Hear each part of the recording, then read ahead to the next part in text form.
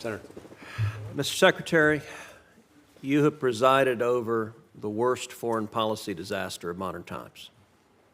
When Joe Biden became president, he inherited peace and prosperity in the world. We now have two simultaneous wars waging, the worst war in Europe since World War II and the worst war in the Middle East in 50 years. Both, I believe, were caused by this administration's consistent weakness. And indeed, your foreign policy is precisely backwards from what a rational American foreign policy should be. To our friends and allies, this administration has consistently undermined, weakened, and attacked them. And to our enemies, this administration has shown constant appeasement and indeed has flowed billions of dollars to the enemies of America who want to kill us. Hey, Patriots, welcome back to the channel. If you believe in America, in strong leadership, and in holding our so-called leaders accountable, you're in the right place. Today we're talking about something that should make every red-blooded American furious: the absolute train wreck that is the Biden administration's foreign policy. I just watched Senator Ted Cruz absolutely grill Secretary of State Antony Blinken in a Senate hearing. And folks, if you had any doubts that this administration is selling us all out, just wait until you hear what happened. Let's break it down bullet by bullet, and I'll give you my take as someone who loves this country and believes we deserve better. Senator Barrasso asked you about Ibrahim Raisi. Your State Department put out a statement sending condolences for his death. Mr. Secretary, is the world better today now that Raisi is dead? Given the horrible acts that he engaged in both as a judge and as president, to the extent he can no longer engage in them, yes, the Iranian people are probably better off. You didn't say that in your statement, did you? I believe that we did. And certainly our spokesperson... Today, the United Nations is flying their flag at half-staff to mourn the death. Would you agree that it is utterly disgraceful for the United Nations to be mourning the deaths of the butcher of Tehran? We're certainly not mourning his death. As I said, we expressed... Would you agree it's disgraceful for the UN to be? I'll look at what they've done. We certainly would not do that. What they've done is flown the flag at half-staff. Is that disgraceful? We wouldn't do that, and we would certainly find that... And I would note that's the absence of American leadership. All right, let's shift. The Washington Post on May 11th wrote an article. I'm going to read the opening paragraph. The Biden administration, working urgently to stave off a full-scale Israeli invasion of Rafah, is offering Israel valuable assistance in an effort to persuade it to hold back, including sensitive intelligence to help the Israeli military pinpoint the location of Hamas leaders and find the group's hidden tunnels, according to 4 people familiar with the U.S. offers. Is that paragraph accurate? Exactly the opposite. First of all, no one has done more to defend Israel than Joe Biden. Is that paragraph accurate? Let me finish, if I may, please. He was there right after. I'm not interested in a campaign speech. I have limited time. Is the paragraph in the Washington Post accurate? As you read it, no. To the contrary, we're providing everything we possibly can to Israel to help them find. So the 4 sources that briefed the Post, and by the way, briefed multiple other media outlets, they were lying? Absolutely. So, all right, so that, did the administration offer to provide the locations of senior Hamas leaders to Israel if they didn't invade Rafah? That's, again, totally misleading and wrong. Here's what we've said, and here's what we're doing. We have said that there is a better way to deal with the challenge that... I'm not interested in the speech. If you don't want to hear my answer... Did you offer the location of senior Hamas officials if they didn't invade Rafah? That's a yes or no. If we had the locations, of course we'd provide them, irrespective. So this statement, you're saying the Post got it totally wrong, it is utterly false, and anyone who said to the contrary was lying and perjuring themselves if they were under oath. That statement is incorrect. We have done and will continue to do everything we can to, if we can do it, develop the information and share the information. I wish we had it. Does the administration have intelligence on the locations of Hamas officials that you have not shared with Israel? No. Does the administration have the locations of Hamas terror tunnels that you have not shared with Israel? No. Okay, so then your position is that this story is an utter and complete lie. As you've read it to me, Senator, it's not. It is not accurate. And we're not interested in playing word games. I've asked you very directly. I have So not. you're saying there's not a single Hamas leader that you know about that you or the administration has offered will tell you where they are if you don't invade That is correct. Rafah. What have you offered them not to invade Rafah?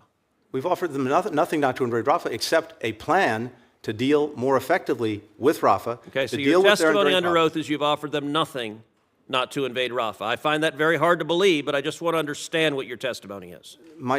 I'll be very clear. We have told them, we've been engaged in a long conversation with them about the most effective way to deal with the problem we agree must be dealt with. They That are is quite Hamas aware and you Rafah. disagree with their plan to kill the Hamas terrorists because That's you and the absolutely- president have vocally said it. And to be absolutely clear, wrong. your State Department on the morning of October 7th sent out a tweet telling Israel not to engage in military retaliation. I called you out at 3 in the morning and you deleted that tweet. The next day, you personally on October 8th sent a tweet saying you had spoken with the Turkish foreign minister and Israel should not retaliate. From the very beginning, the Biden administration has consistently at every stage told Israel, and by the way, when I called your tweet out, you deleted it again. At every stage, you have been telling Israel, do not kill the terrorist, and that has been from day one. Senator, I was in Israel 5 days after October 7th. I've been there 7 times since.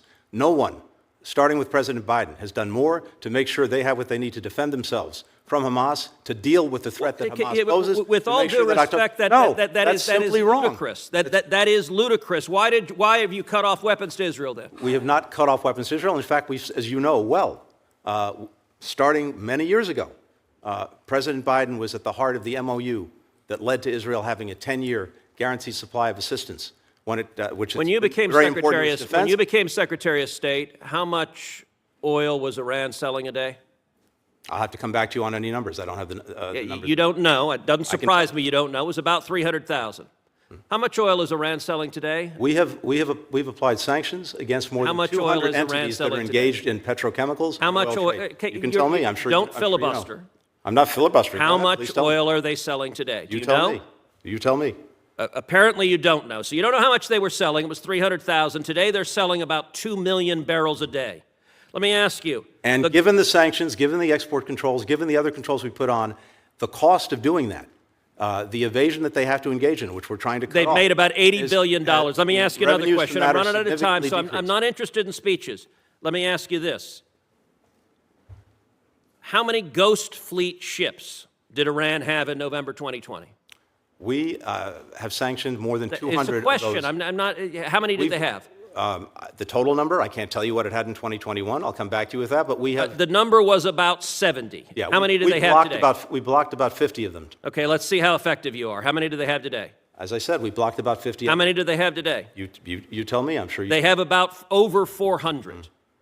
Look, this administration desperately wants a new Iran deal. You have been showering cash on Iran from day one. And understand, the $6 billion you were asked about is the tip of the iceberg. By refusing to enforce oil sanctions, we have seen Iran's oil sales go from 300,000 barrels a day when you got into office to over 2 million barrels a day today. That's $80 billion. 90% of Hamas's funding comes from Iran in a very real sense. This administration, you and President Biden, funded the October 7th attacks by flowing $100 billion to a homicidal, genocidal regime that funded those attacks. That statement is profoundly wrong.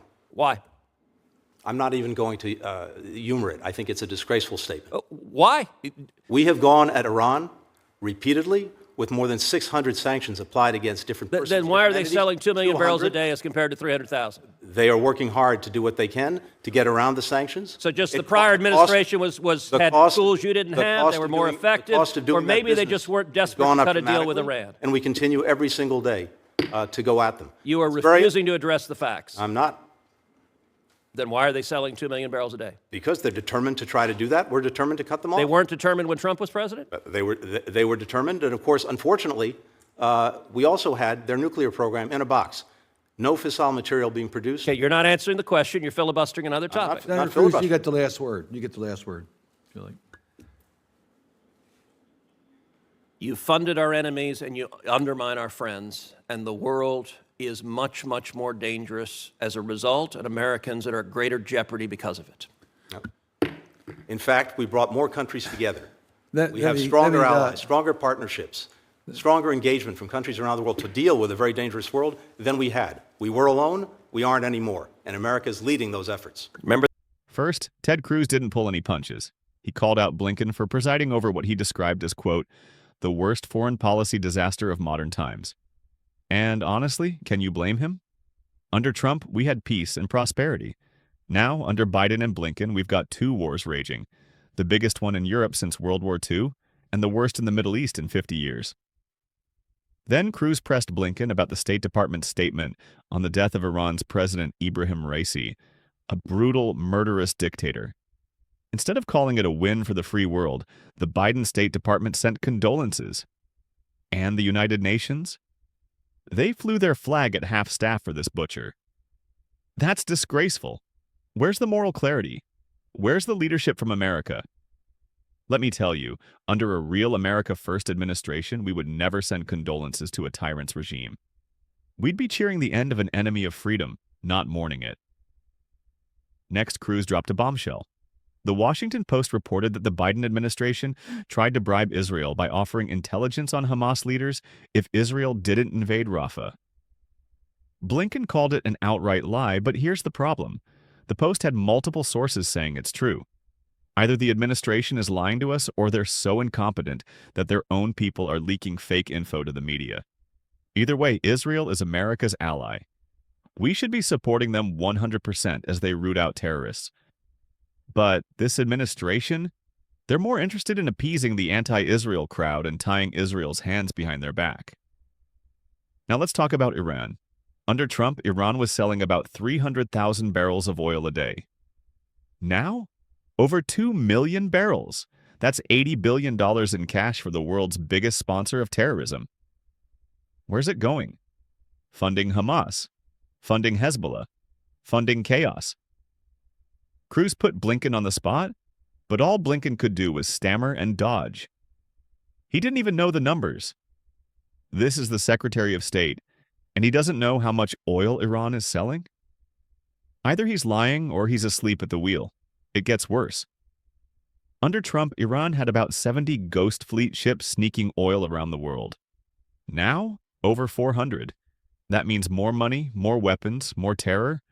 And all the Biden administration can say is, we're trying. Trying isn't good enough. We need results. When Cruz accused the administration of basically funding the October 7th attacks by letting Iran rake in billions, Blinken called it disgraceful. But here's a newsflash. The truth is disgraceful. Americans have every right to be angry. Our money, our weakness, is paying for terrorists to kill our friends and threaten our way of life. Throughout the hearing, Cruz kept pressing and Blinken kept dodging. I'm not interested in campaign speeches, Cruz said, and I agree. We're sick of politicians who talk in circles and never answer straight. We want honesty. We want accountability.